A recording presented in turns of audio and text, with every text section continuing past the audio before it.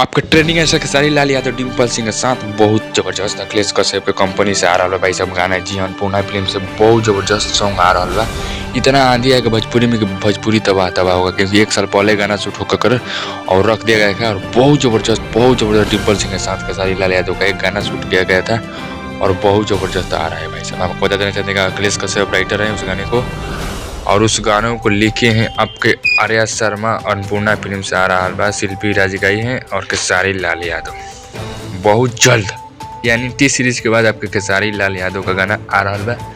कल शायद उसका पोस्टर आ जाए, परसों दिन टीजर, कहीं ना कहीं 25 तारीख से पहले गाना आ जा सकता है अन्नपूर्णा फिल्म से। इतना क्योंकि 8-9 महीना हो गया अन्नपूर्णा फिल्म से खेसारी लाल यादव का गाना आइले, कहीं ना कहीं आ सकता है। कल उसका पोस्टर एकदम लॉन्च करेगा, उसके बाद टीजर भी कल आ सकता है परसों दिन गाना, क्योंकि अभी फिलहाल में टी सीरीज से आया है, उसी की वजह से थोड़ा बड़ा गैप हो सकता है। नहीं तो चैनल पर लाइक सब्सक्राइब बेल आइकन दबाकर नोटिफिकेशन चलिए मिलते हैं कुछ अपडेट लेकर।